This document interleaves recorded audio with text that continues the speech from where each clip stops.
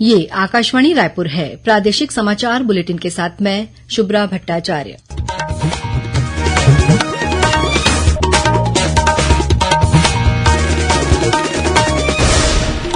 और अब पेश है आज के मुख्य समाचार। प्रधानमंत्री किसान सम्मान निधि योजना की 20वीं किश्त कल 2 अगस्त को जारी की जाएगी।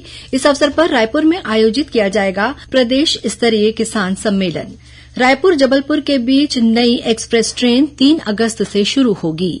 मुख्यमंत्री ने आज नई दिल्ली में प्रधानमंत्री से मुलाकात कर 1 नवंबर को रायपुर में आयोजित होने जा रहे अमृत रजत महोत्सव में मुख्य अतिथि के रूप में शामिल होने के लिए आमंत्रित किया और प्रदेश के तहसीलदार और नायब तहसीलदार अपनी 17 सूत्रीय मांगों को लेकर कर रहे हैं अनिश्चितकालीन हड़ताल। अब समाचार विस्तार से। प्रधानमंत्री किसान सम्मान निधि योजना की 20वीं किश्त कल 2 अगस्त को जारी की जाएगी। प्रधानमंत्री नरेंद्र मोदी कल उत्तर प्रदेश के वाराणसी में प्रधानमंत्री किसान सम्मान निधि योजना के तहत 9 करोड़ 70 लाख से अधिक किसानों को 20,500 करोड़ रुपए जारी करेंगे। इस अवसर पर छत्तीसगढ़ में प्रदेश स्तरीय किसान सम्मेलन राजधानी रायपुर में इंदिरा गांधी कृषि विश्वविद्यालय में स्थित महात्मा गांधी उद्यानिकी और वानिकी सभागार में आयोजित किया जाएगा। इस सम्मेलन में मुख्यमंत्री विष्णुदेव साय मुख्य अतिथि के रूप में शामिल होंगे। इस अवसर पर केंद्रीय राज्य मंत्री तोखन साहू और कृषि मंत्री रामविचार नेताम भी उपस्थित रहेंगे। इस बीच छत्तीसगढ़ के कृषि मंत्री रामविचार नेताम ने आज कांकेर में एक पत्रकार वार्ता में बताया कि प्रधानमंत्री किसान सम्मान निधि योजना के तहत कल प्रदेश के 25,47,000 किसानों को 553 करोड़ रुपए से अधिक की राशि प्रदान की जाएगी। वहीं कृषि मंत्री ने कहा कि किसानों को समय पर खाद और बीज उपलब्ध कराने के लिए राज्य सरकार पूरी तरह प्रतिबद्ध है। केंद्र सरकार ने रेल सेवाओं के क्षेत्र में आज छत्तीसगढ़ को एक बड़ी सौगात दी है। रायपुर और जबलपुर के बीच नई एक्सप्रेस ट्रेन 3 अगस्त से शुरू हो जाएगी। ये जानकारी रेल मंत्री अश्विनी वैष्णव ने आज मुख्यमंत्री विष्णुदेव साय को पत्र लिखकर दी। रेल मंत्री ने बताया कि वर्तमान में छत्तीसगढ़ में 44,000 करोड़ रुपए से अधिक की विभिन्न रेल परियोजनाएं प्रगति पर हैं। छत्तीसगढ़ के 32 रेलवे स्टेशनों को विश्व स्तरीय सुविधाओं से युक्त किया जा रहा है। मुख्यमंत्री विष्णुदेव साय ने आज संसद भवन में प्रधानमंत्री नरेंद्र मोदी से सौजन्य भेंट की। इस अवसर पर मुख्यमंत्री ने प्रधानमंत्री को 1 नवंबर को रायपुर में आयोजित होने जा रहे अमृत रजत महोत्सव में मुख्य अतिथि के रूप में शामिल होने के लिए आमंत्रित किया। साथ ही उन्होंने प्रधानमंत्री को राज्य सरकार के अंजोर विजन के साथ ही विभिन्न योजनाओं और आदिवासी तथा नक्सल प्रभावित अंचलों में किए जा रहे विकास कार्यों की जानकारी दी। गौरतलब है कि छत्तीसगढ़ में राज्य गठन की 25वीं वर्षगांठ अमृत रजत जयंती वर्ष के रूप में मनाई जाएगी। वहीं मुख्यमंत्री विष्णुदेव साय ने आज संसद भवन में केंद्रीय गृह मंत्री अमित शाह से भी भेंट की। इस दौरान मुख्यमंत्री ने केंद्रीय गृह मंत्री को माओवादी उन्मूलन अभियानों की प्रगति से अवगत कराने के साथ ही आगे की रणनीति पर चर्चा की। मुख्यमंत्री ने बताया कि विकास और सुरक्षा आधारित नीति ने जन विश्वास को मजबूती दी है। मुख्यमंत्री ने आज नई दिल्ली में केंद्रीय जल शक्ति मंत्री सीआर पाटिल से भी मुलाकात की। इस दौरान राज्य की जल परियोजनाओं विशेषकर बस्तर क्षेत्र की बोध घाट बहुउद्देशीय परियोजना पर विस्तार से चर्चा हुई। मुख्यमंत्री ने कहा कि केंद्र सरकार के सहयोग से बोध घाट परियोजना शीघ्र साकार होगी। इस परियोजना से लगभग 8 लाख हेक्टेयर भूमि को सिंचाई सुविधा उपलब्ध हो सकेगी।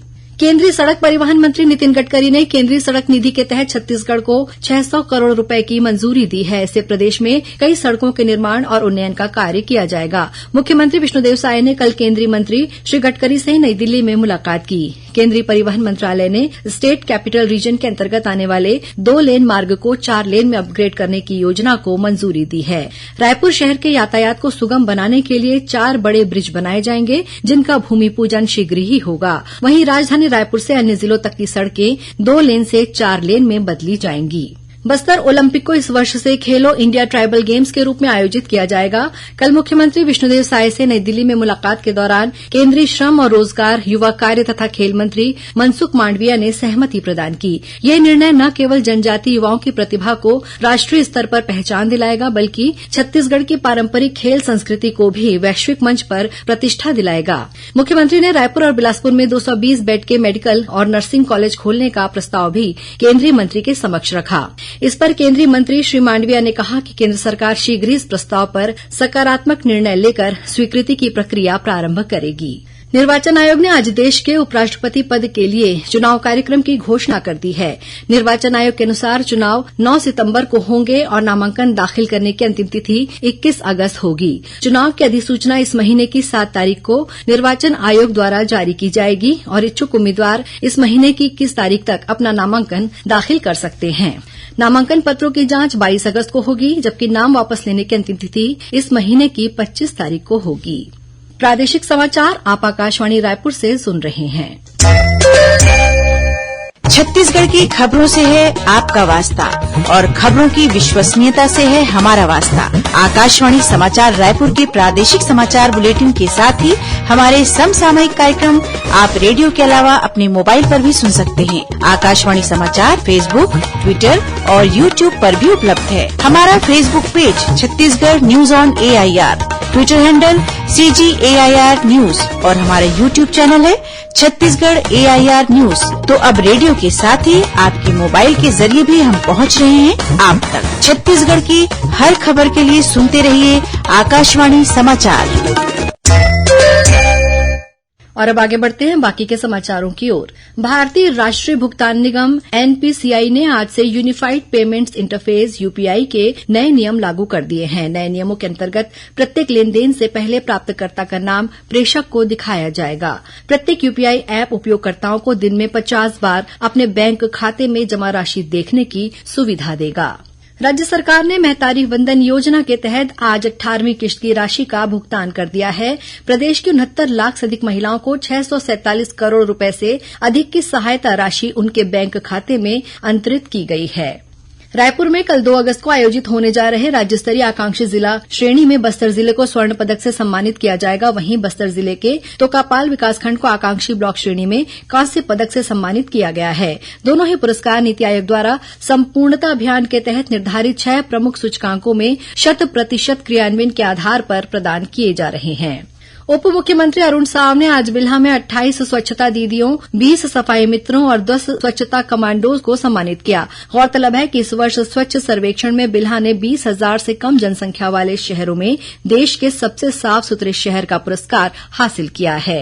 प्रदेश के तहसीलदार और नायब तहसीलदार अपनी 17 सूत्री मांगों को लेकर नवा रायपुर स्थित धरना स्थल तूता में प्रदर्शन कर रहे हैं। छत्तीसगढ़ कनिष्ठ प्रशासनिक सेवा संघ के प्रांत अध्यक्ष कृष्ण कुमार लहरे ने आकाशवाणी समाचार को बताया कि ये अनिश्चितकालीन हड़ताल 31 जुलाई से जारी है।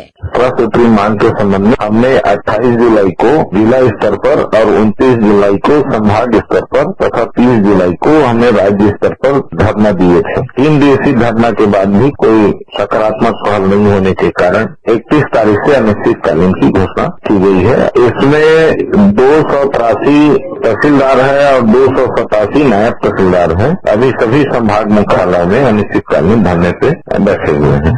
इस बीच तहसीलदारों की इस हड़ताल को छत्तीसगढ़ कर्मचारी अधिकारी फेडरेशन ने भी अपना समर्थन दिया है। धर्मांतरण और मानव तस्करी के आरोप में दुर्ग रेलवे स्टेशन से गिरफ्तार 2 ननों के मामले की सुनवाई आज बिलासपुर स्थित राष्ट्रीय जांच एजेंसी NIA के विशेष कोर्ट में की गई। दोनों पक्षों की दलील सुनने के बाद कोर्ट ने फैसला सुरक्षित रखा है। गिरफ्तार ननों की जमानत याचिका पर निर्णय कल लिया जाएगा।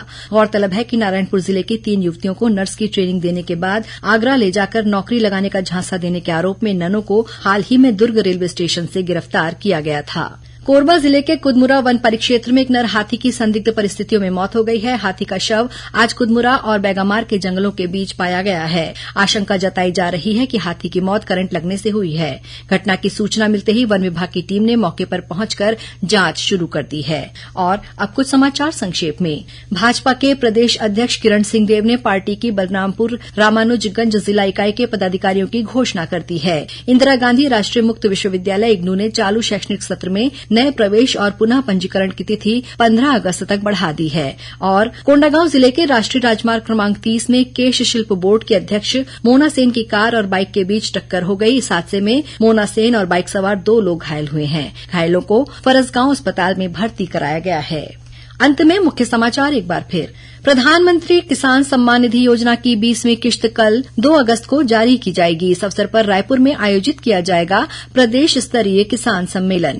रायपुर जबलपुर के बीच नई एक्सप्रेस ट्रेन 3 अगस्त से शुरू होगी। मुख्यमंत्री ने आज नई दिल्ली में प्रधानमंत्री से मुलाकात कर 1 नवंबर को रायपुर में आयोजित होने जा रहे अमृत रजत महोत्सव में मुख्य अतिथि के रूप में शामिल होने के लिए आमंत्रित किया और प्रदेश के तहसीलदार और नायब तहसीलदार अपनी 17 सूत्रीय मांगों को लेकर कर रहे हैं अनिश्चितकालीन हड़ताल। इसी के साथ प्रादेशिक समाचार बुलेटिन समाप्त हुआ। नमस्कार।